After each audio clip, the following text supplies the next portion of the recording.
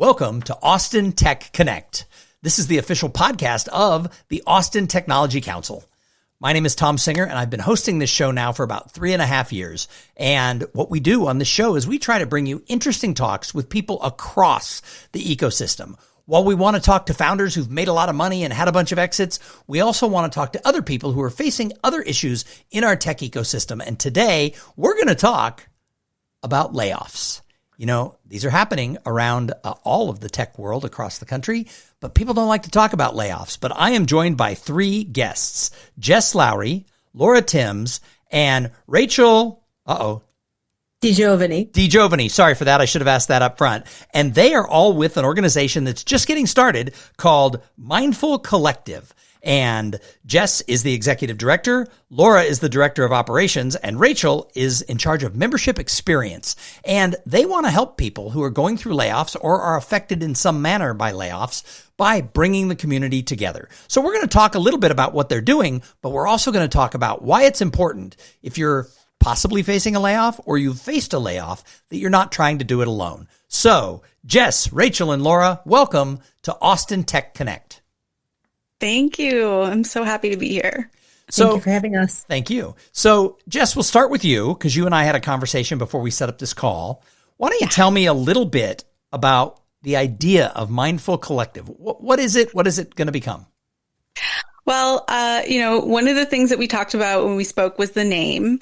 And the name is actually intentional. I think, to me, this moment requires mindfulness because it's about being present in the moment. And a lot of times when you're facing adversity or things that are really scary, the unexpected, it kind of puts you in this fight or flight state, right? And it sends you into either ruminating about the past and wishing things could go back, or thinking about the future and kind of getting carried away with what might happen. But what's really most important right now is for people to be in the present moment and to be grounded in this moment. So I did call it mindful for that reason. It's also Austin, and keeping it weird is kind of part of what we are and what we do, right? So it's all about community, and that's where the collective part comes from. Nice. And the 3 of you all worked, I guess, together for a company. And I think all 3 of you sort of faced a layoff. Rachael, what happened? What led you all here? How long ago was this, and what was the story? Yeah, we had a few rounds, unfortunately, at that company as we got absorbed by a parent that purchased us. I've had an interesting experience sitting on both sides of that table. And it's something that, a lot of the time the layoff myth was kind of, it's the people who can't perform or the people who aren't great at what they do. But some of those folks were some of our highest performers and wonderful professionals that, it was more circumstantial than anything. So talking with them and talking with other folks, we've realized that it's a bigger problem than it was just at that one company, for sure. Well, it's interesting. You talk about the myth of it's, they're getting rid of the dead weight or whatever. There's a lot of myths around layoffs. One is we talk a lot about the fact that, Austin has survived some of these big layoffs that have taken place from some of the big companies. And while we haven't been hit proportionately more than the population of those companies, Austin's things, we're still seeing the layoffs in Austin. What are some of the other myths that people kind of put around the idea of layoffs? Ooh.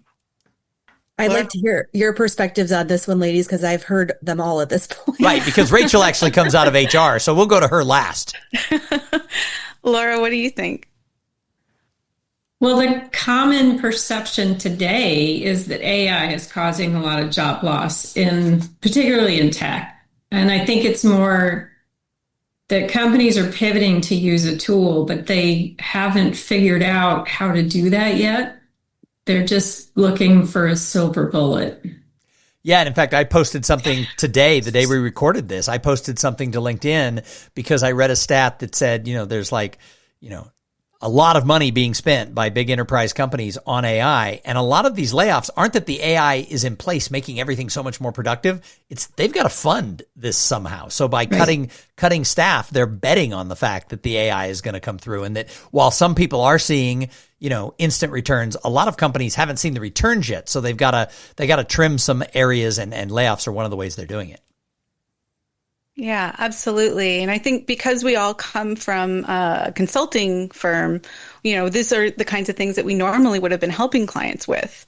And so I think it is kind of, confusing for us in the moment too, of like, this is the moment that you think you're going to be most in demand.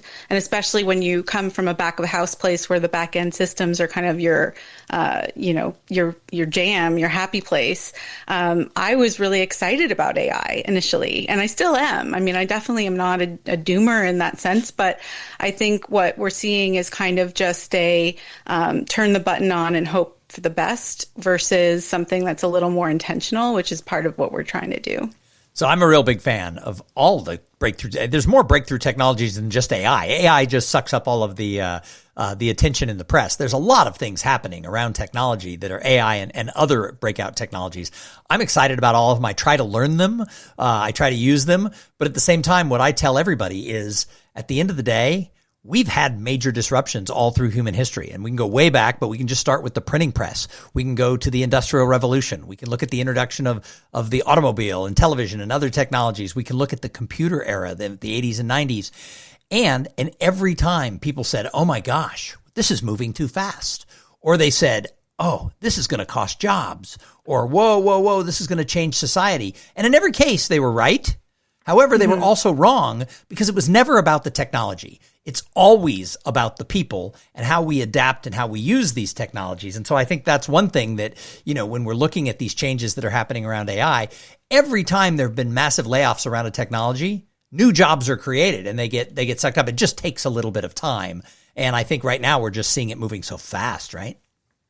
Yeah, we're seeing it move really fast. And, a book that I read a lot in these moments is Future Shock. I don't know if you've heard of Alvin Toffler. Yeah. And, the pace and speed of change is what really disorients people the most. Sure. And I think that is, very much the case with what we're seeing with AI. It's not about AI at all. It's really about the pace of what's happening. And I think that's kind of what's catching a lot of people off guard. So, Rachael, you come out of the HR side. You said you've been on both sides of the table of layoffs. So what are your thoughts about sort of the myths and the realities of times like this? I think it's interesting because one of the things that we hear a lot of is, it's affecting the tech sector, but we're not talking about the tech folks who work outside of that, right? There's tech folks in healthcare. They're in all these different industries. They're impacted too, right? So I think that's something that it's not really part of the conversation the way that I think it should be, because we're excluding a lot of really great talent there too. Well, and you bring up a super interesting point, and that is that, we've for so many years, for decades, we've looked at the business community and the tech community. And what nobody's really noticed is that's no longer true. Like if you just look at Austin, we are a business community that is heavily based on tech. And all companies, whether they're a tech producer, a tech creator, or they're, another company, they're all tech enabled. So everyone is a tech community. And so we have to get over this, thought that, well, it's affecting the tech community or it's affecting the general business community. The tech community and the general business community are married. They're all one now. And so I think that's an interesting point that you bring up, that, these layoffs in air quotes tech are impacting people who are in tech in a bank or, in tech inside a healthcare company or, even something like a home services company or whatever. Everybody is using tech, and the tools are coming out that are changing how we use tech. So that's very interesting. So what have been your experiences over the last year or so since you all faced this? Jess, why don't we start with you? I think, for me, when the sort of restructuring was going on, all of us kind of knew that there was a high probability that we would be impacted by the layoffs. And at a certain point, I kind of just embraced that reality. And when I was initially laid off, I was like, it was summertime and I took the summer off and kind of just enjoyed time with my daughter. And then I figured when I was ready, the job would materialize just like it always had. I've been in Austin since 2013 and I've always been able to find work. And this is the first time that I wasn't able to. And that to me was really alarming and very disorienting. And so it took me a minute to realize what was happening. And I think because we're not talking about it enough, people internalize that and they think that it's something that they've failed to do or something that is wrong with them. And what I slowly started to realize after 6 months of just hitting my head against the wall that it's not unique to me. And actually, there's a lot of people, and especially within a certain age range, there's more people. And so instead of looking at like 3 months to 6 months to getting a job, you're looking at more like 12 months to 24 months to getting a job. And that is a big change. And Laura, your experiences? Mine's a little different. I got laid off in late 2024, and I decided to pivot and become a small business owner, and did that for a while. But unfortunately, I closed my business in February and decided to go back to what I'd always done, which is software development. And I'm finding it to be a new and different experience because really I haven't looked for a job since 2013. Yeah, that's a long time. So I'm a little out of the loop. But, people are using AI to write their resumes and refine their resumes and tailor it to job descriptions. You're reading a job description and you're like, I can do this. I've done this before in my career. And then many people are finding they're being rejected by AI on the other side almost as soon as they apply. So it's kind of a new experience. Well, it's interesting because you talk about resumes, you're being rejected just sending the resume in by an AI screener. So, Rachael, I'll take this to you because you're from HR. I talked to a senior HR director who, little seasoned gray in her hair, had been doing this for 35, 40 years. And she said, what we're missing nowadays, and she works for a big company. She said, what we're missing is those accidental diamonds in the rough. She goes, it used to be you'd have a stack of resumes and you'd be like, yes, no, yes, no, yes, no, no, no. But what is it about her? Put her in the maybe pile. And then you'd call her in for an interview and everybody would just like her. And she was close. She wasn't the top one on paper. And you'd hire her and she'd become the best employee the company had ever had. And she'd be the superstar. And it was on a gut of the CEO or on a gut of the hiring manager. And she said, we don't find those people anymore in the company because they're being screened out. So what is your experience being an HR person on the inside and now the outside? Yeah, it's not going to be popular. I think that's always been a problem with talent acquisition, right? You have recruiters who don't understand the day-to-day of the job. So they check people out because they don't cross, a box, right? I think now with AI, that problem's just gotten a bigger spotlight on it. Those diamonds in the rough are still out there. It's just a matter of getting the human to look at it, understand it, and be willing to have that conversation to find that person where they have that, oh my gosh, we need this person right now feeling. Sure.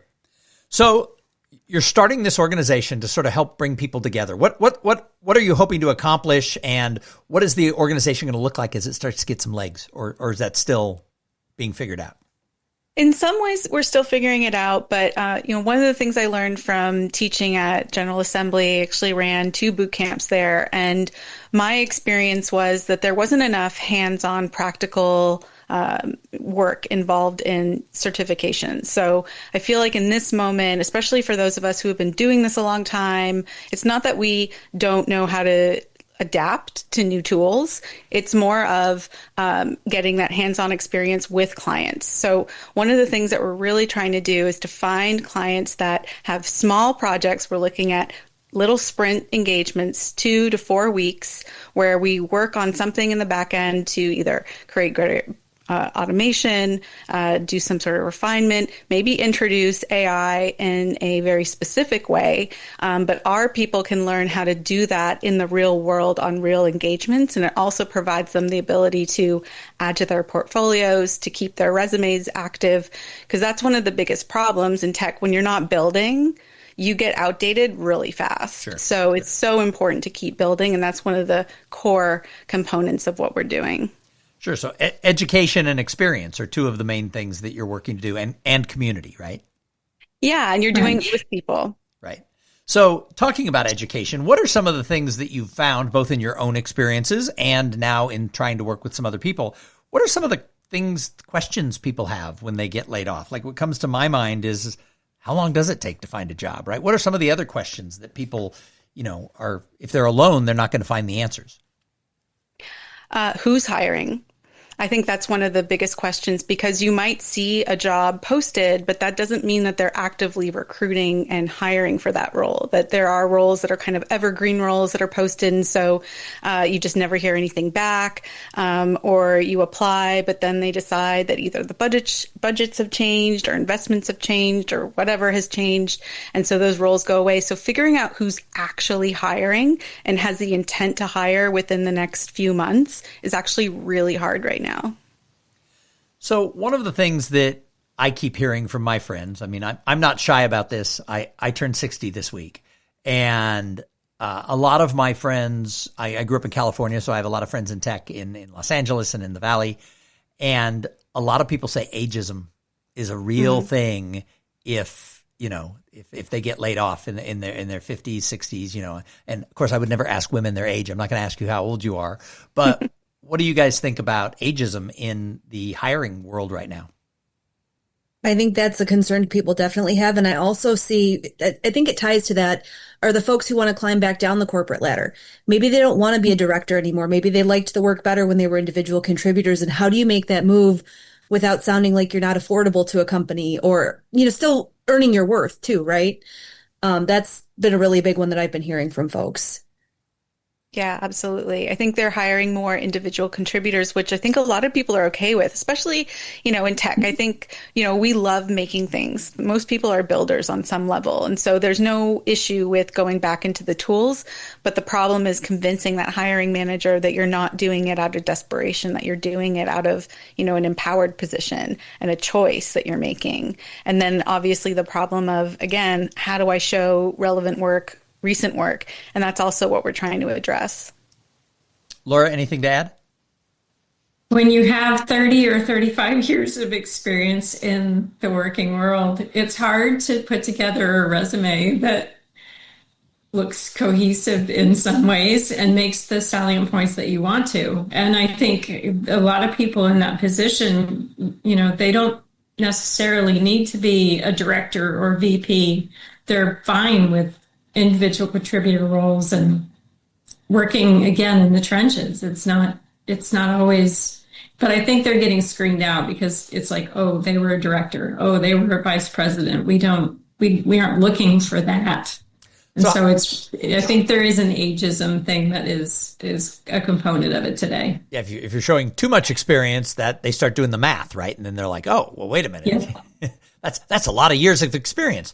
So what are some of the things that you wish from your experience, both having been in a company that went through a merger and layoffs and all that, and then being on the other side of the layoffs, what are some of the things you wish companies knew when they were hiring or when they were laying people off? What are some things they could do better? Ooh, I feel like Rachael would have a really good answer for this question. And I feel like it's more in the middle, right? It's ensuring that their feedback is heard and not just heard, but acted on. I've heard leaders say, oh, that's noise and kind of brush things off. And by the time, you get to that layoff conversation, a lot of folks are pretty disengaged anyway, right? So keeping that going and keeping your people interested, wanting to work there, wanting to do their best work, I think that's more where it matters than at the beginning or the end. So what are you guys seeing in the Austin specific tech ecosystem for people who are laid off? What's sort of the vibe?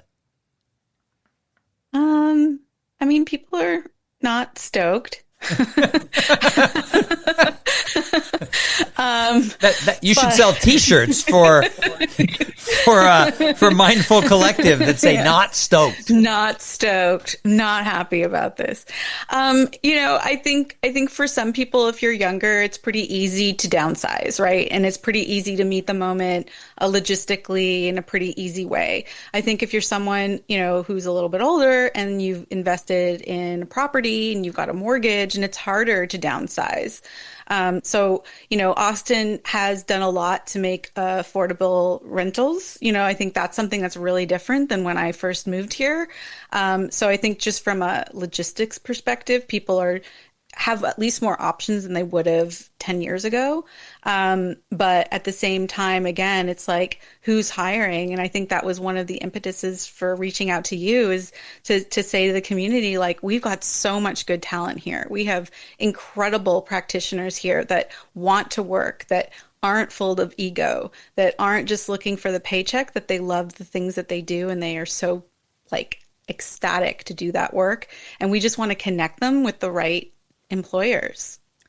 So do you think a lot of employers aren't thinking, hey, who's on the bench here in Austin, and they're sort of hiring remotely, or they're hiring overseas, or they're doing that? Do you think it's just an awareness issue that they don't realize that there's able people on the bench? Potentially. I mean, we definitely have, incubators and places that are hiring. When you look at Capital Factory and some of the places where you find some early stage startups that are looking to hire, they're not necessarily thinking about some of the older talent or some of the people that have been in the business for a while, but I think they should, because they bring a lot to the table. But I do think that part of the challenge is, with COVID, we learned about remote working. We also learned about what it meant to offshore. And those channels have been well maintained and strengthened through a lot of this. So it is harder to, I think, connect our local community with companies right now. So one of the things that I talk about a lot is the idea of community collaboration and conversations can solve all problems. And one of the things is that, for a lot of people, and I'm not dissing anybody, but for a lot of people, they don't think about building their network in the greater ecosystem until they get laid off. And then, because I talk about this a lot, I get calls every week from people in the tech world who are like, I got laid off. I have to build a network. And I'm like, well, the best time to plant a tree was 20 years ago. Second best time to plant a tree is today, but you can't expect that tree to be fully grown, by next week. And so, that connective people, because one of the things that I talk about is that we have, a decade plus, really decades, but for certainly the last 10 years, a huge focus on technology and productivity inside every company that's out there. Tech and productivity, and everybody embraced it. And it's created a lot. It's created a lot of income. It's created a lot of opportunity. However, it's also created within companies and within industries what I call efficient strangers. A lot of people who can work together, they can work on a project, they can get things done, but they don't know that somebody has a 12-year-old daughter. They don't know that somebody loves to, travel to Mexico and help an orphanage. They don't know the things about the people. And so, one of the things I always tell people is, long before you're laid off, you have to dig your well before you're thirsty. That was the title of a book in the 90s by Harvey Mackay. And I think it's the best titled book of any networking book ever written. It could have been 300 pages blank, because the title alone did it all. Dig your well before you're thirsty. What do you say to people who didn't dig that well, and having connections is a way that people find jobs? What is it that you want to help them with Mindful Collective? I think, when I first moved to Austin, I was definitely very involved in the community here. I actually ran Velma magazine. It was Austin's first women in tech magazine.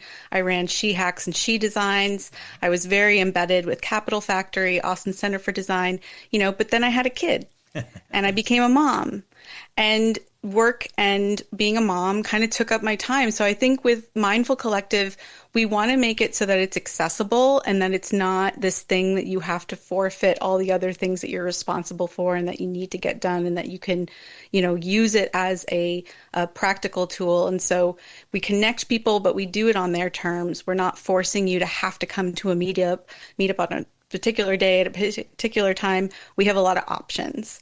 And so I think flexibility is one of the main things. If people reach out to us, we will figure out a way to accommodate them. Nice. So as we wrap this up, is there any message to people who've been laid off and or people who are worried about it? I know most of the people I know who work for big companies are a little worried about it, because even if they're not laid off, it's going to affect their day-to-day if half their department is gone, because the amount of work they have to do and, the transition of being able to pick up projects and things like that. So everybody's affected by it, whether they're affected or not. Is there any message that you want to say to those laid off or those who might get laid off? We'll go around. We'll start with Laura. Perfect. Well, I think one of the things that we're trying to do is to give people small projects to work on as a pod. And, lots of people are experimenting with AI right now, but doing it in a practical way on an actual client problem that you're trying to solve is a little bit different than sitting in your house by yourself doing it. So that's the experience we're trying to give people, real world experience. So how can we get companies to work with you to take people in to work on these little micro projects that help the company's back end, but also helps the people? It's a great question. We're trying to make it really easy in terms of our price point. We're not charging market rates. We're discounting heavily.